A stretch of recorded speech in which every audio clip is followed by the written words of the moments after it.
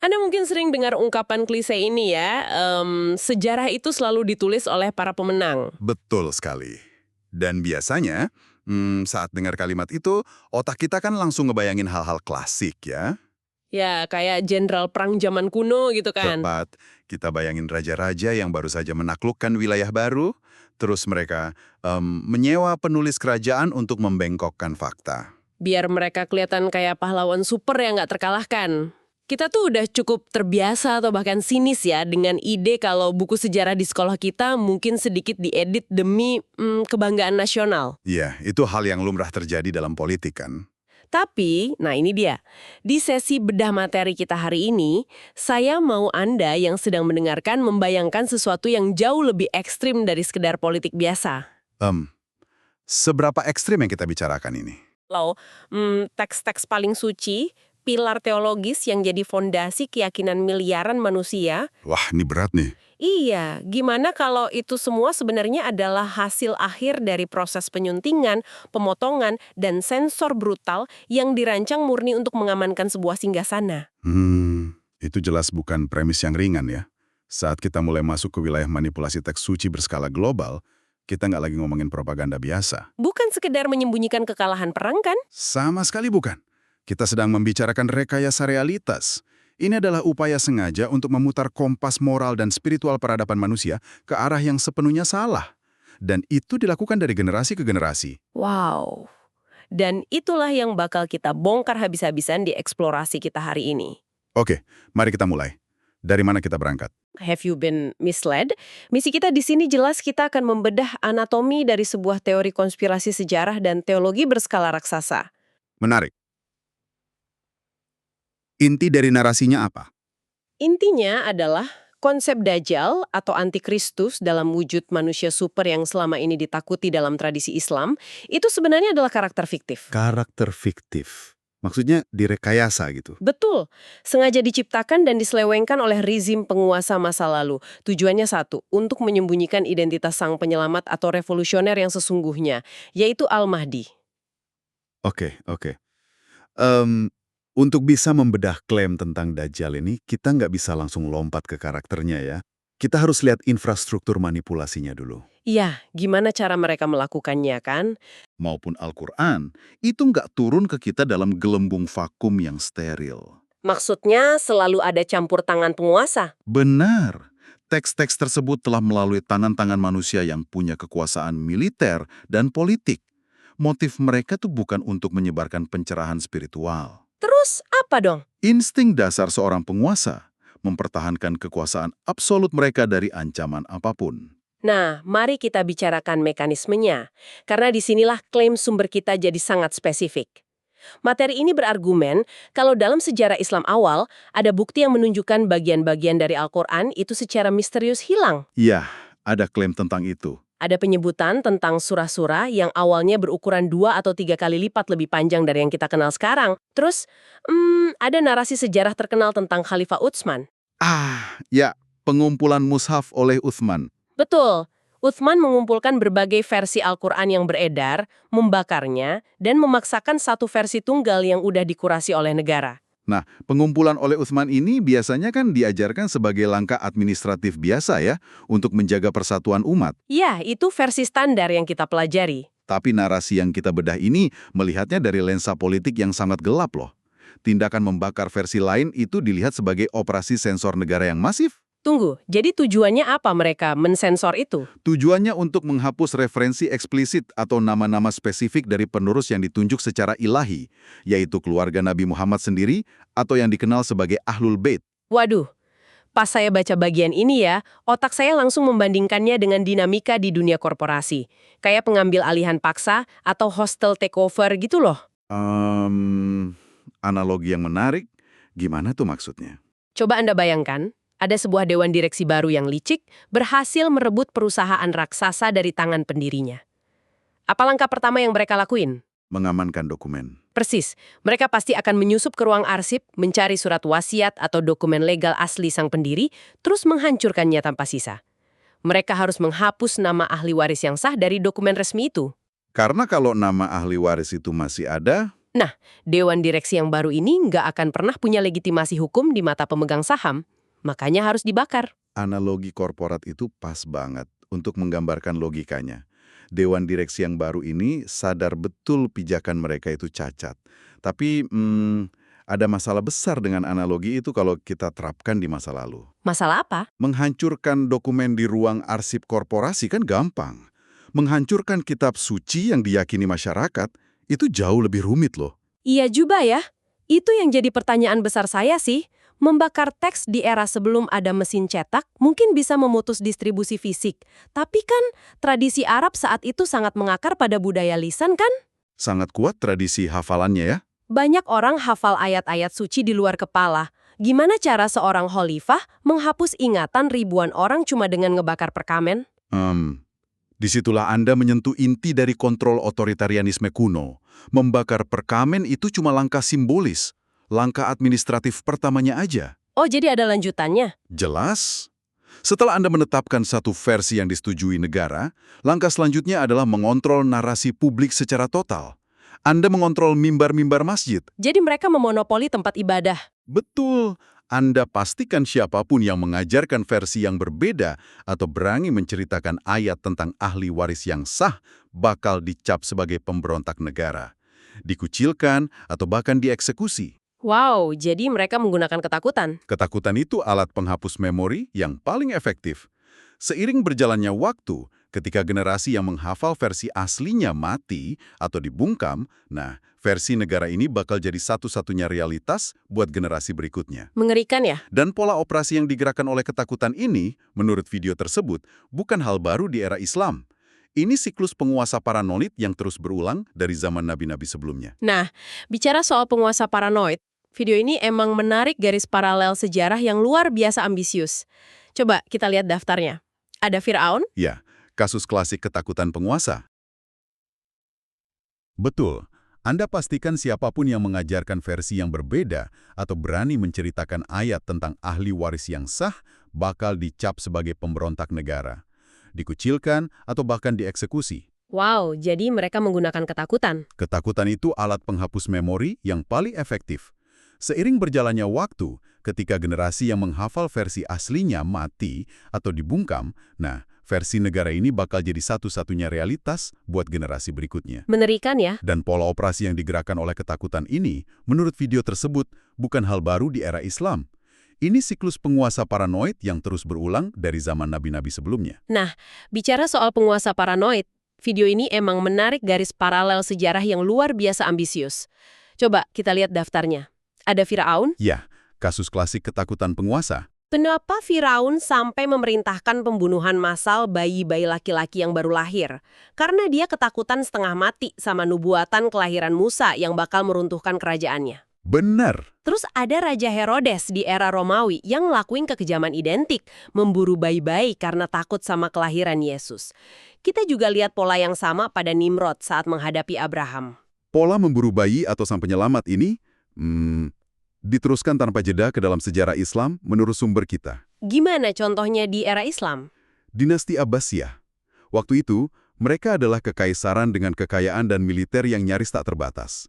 Tapi mereka menggunakan jaringan intelijen dan sumber daya negara cuma untuk memburu dan mencoba membunuh Al-Mahdi ketika dia masih anak-anak. Gila, pikirkan skala logistiknya ya. Sebuah kekaisaran global merasa bahwa eksistensi mereka terancam fatal cuma oleh satu anak dari garis keturunan tunggal. Iya, saking paranoidnya mereka.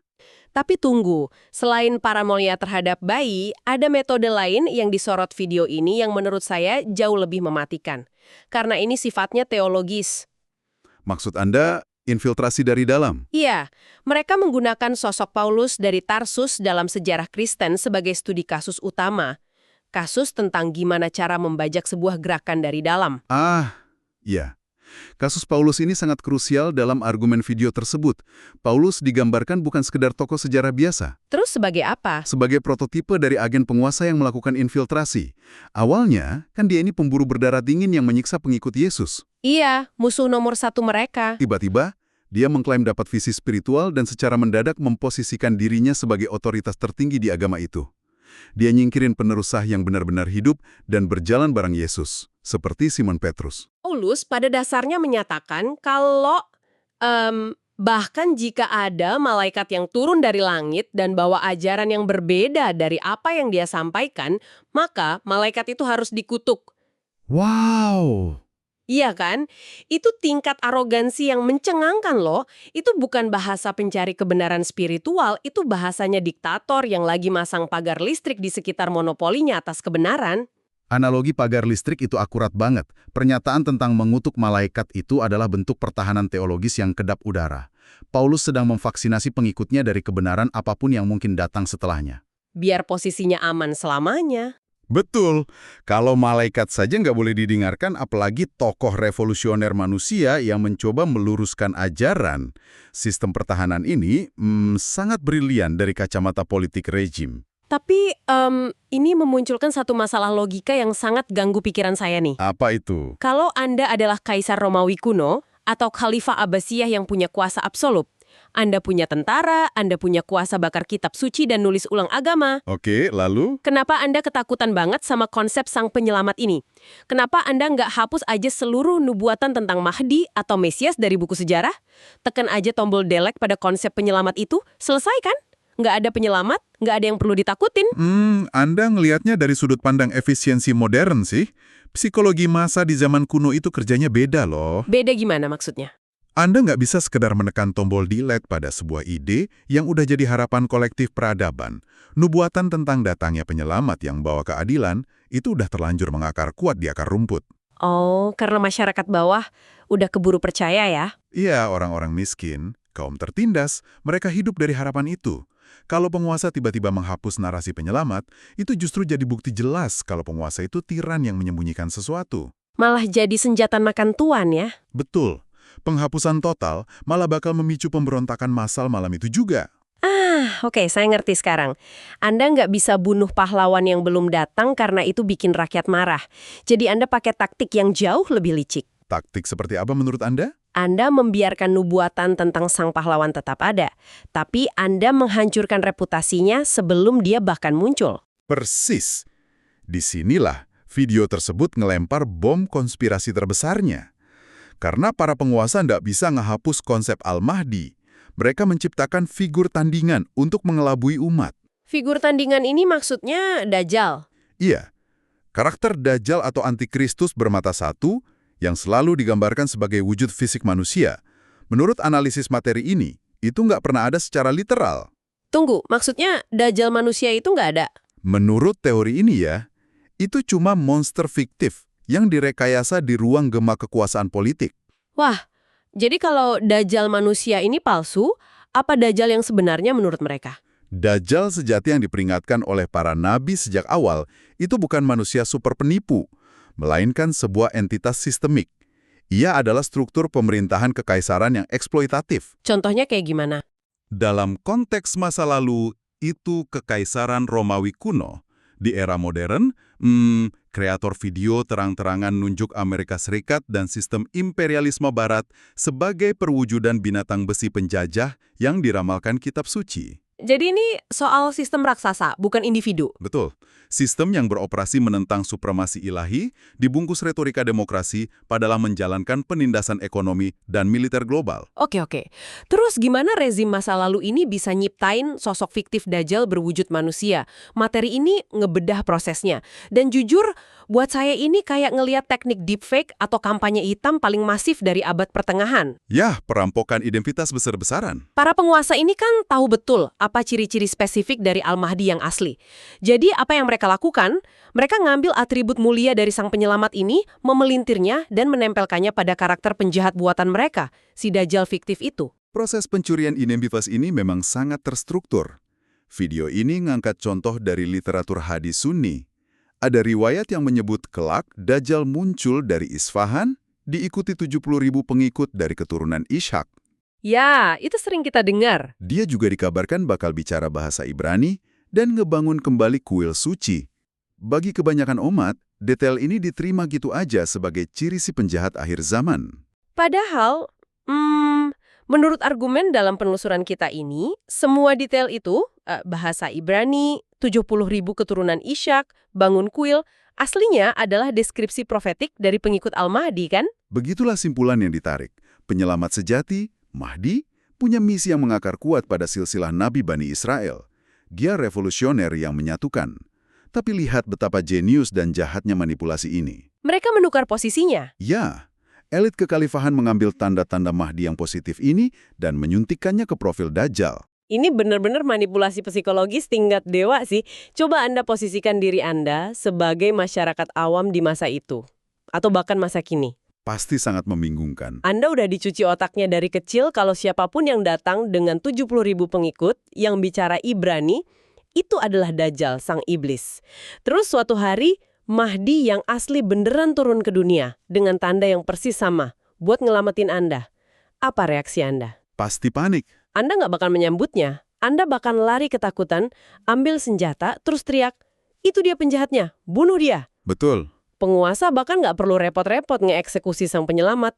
Rakyat yang udah terpedaya ketakutan lah yang bakal ngelakuin itu buat mereka. Anda baru saja mendeskripsikan tujuan akhir dari semua modifikasi teks suci ini loh. Ini strategi pertahanan aktif. Nyiptain figur Dajjal yang mirip Mahdi, itu ngasih pemerintah tirani semacam cek kosong untuk melabeli setiap revolusi. Jadi kapanpun ada tokoh yang menantang korupsi, Penguasa tinggal nunjuk tokoh itu dan deklarasi ke publik yang udah ketakutan kalau antikristus udah tiba. oke, tapi kalau Dajjal berwujud manusia ini pada dasarnya cuma hantu buat nakut-nakutin publik, pertanyaannya, gimana cara penguasa bikin masyarakat percaya hantu ini nyata? Gimana yakinin jutaan orang kalau ancaman ini ada di mana aja? Anda harus menciptakan atmosfer paranoia yang konstan. Dan alat utamanya adalah cerita atau riwayat absurd yang ditanam ke dalam teks agama. Video ini mengkritik keras literatur hadis tertentu yang dianggap nggak logis, tapi berfungsi sempurna sebagai mesin pembuat rasa takut. Ya. Ada satu cerita spesifik yang dibedah di video itu yang bikin saya berhenti sejenak loh. Kisah yang mana? Kisah di mana Nabi Muhammad dan sahabatnya, Umar, diceritakan bersembunyi di balik pohon. Mereka lagi memata-matai seorang anak laki-laki Yahudi bernama Ibnu Sayyad. Dan deskripsi anak ini karikatural banget, penuh stereotip yang menyudutkan. Memang riwayat itu sangat terkenal. Tapi yang bikin saya ngerut dahi itu intinya, Nabi digambarkan ngendap-ngendap mata-matai anak kecil karena beliau nggak yakin anak ini Dajjal atau bukan. Waktu saya baca, saya mikir, tunggu dulu, ini sangat merendahkan loh. Merendahkan profil seorang nabi maksudnya. Iya dong, seorang utusan Tuhan yang harusnya punya akses wahyu, digambarin bingung dan bertingkah kayak detektif amatir, cuma karena nggak tahu identitas musuh terbesar peradaban. Gimana orang bisa terima cerita ini tanpa mempertanyakannya? Karena logika emang bukan tujuan riwayat semacam itu. Tujuannya murni nanam benih paranoia. Kalau kisah ini diterima sebagai kebenaran, pesannya mengerikan. Pesan bahwa Nabi saja bisa bingung. Betul. Kalau Nabi aja bingung nggak bisa bedain mana anak kecil biasa, mana Dajjal, gimana dengan masyarakat awam? Pesannya adalah, Dajjal bisa hidup berdampingan dengan Anda saat ini. Bisa jadi tetangga Anda, anak di ujung jalan. Paranoia ini menumpulkan nalar kritis loh. Orang jadi sibuk curiga sama orang sekelilingnya ya? Tepat. Masyarakat yang hidup dalam kecurigaan nggak akan punya kejernihan mental untuk mengenali sang penyelamat sejati. Mata mereka sibuk cari iblis yang menyamar di mana-mana. Nah, ini kontras yang bawa kita ke anomali statistik yang sangat aneh dari sumber kita. Kreator video nunjukin, kalau kita lihat literatur dari tradisi Syiah, yang secara volume punya puluhan ribu riwayat, jauh lebih banyak, ternyata teks Syiah ini hampir sepenuhnya sunyi soal Dajjal manusia ini. Keheningan itu bukti tidak langsung yang sangat memekakan telinga. Drastis banget kan bedanya? Di satu sisi, ada tradisi yang penuh detail sinematik soal Dajjal, sembunyi di balik pohon, mata cacat. Di sisi lain, tradisi Syiah yang mengklaim jaga ajaran dari garis keturunan murni Nabi justru nggak punya kepanikan soal Dajjal manusia. Karena menurut argumen video, para imam Syiah ini tahu musuh sebenarnya bukan individu fiktif itu. Musuh sebenarnya sistem kezoliman kan?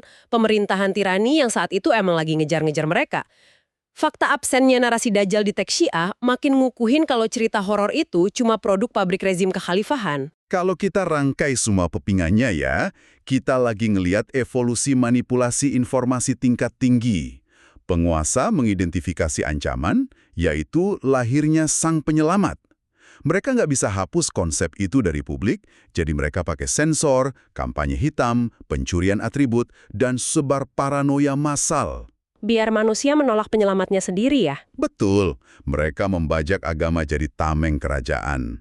Dan yang bikin analisis ini krusial, mesin manipulasi ini nggak pernah dimatikan loh. Kita memakan buah dari narasi beracun itu di zaman sekarang. Saya penasaran gimana video ini ngehubungin konspirasi ribuan tahun lalu sama apa yang terjadi hari ini. Di akhir argumennya, kreator nunjuk fenomena media arus utama modern kayak siaran Fox News di Amerika. Hari ini Anda bisa lihat pendeta atau figur publik di sana secara terbuka bilang kalau Al-Mahdi yang ditunggu umat Islam itu secara definisi adalah sosok antikristus bagi penganut Kristen. Astaga! Pikirkan skala keberhasilannya. Bibit manipulasi yang ditanam pakai perkamen oleh penguasa kuno kini tumbuh jadi tembok intoleransi di era digital. Miliaran manusia yang sebenarnya mendambakan penyelamat dan perdamaian yang sama justru bersiap saling menghancurkan. Karena mereka ngelihat penyelamat dari kubu seberang sebagai wujud iblis.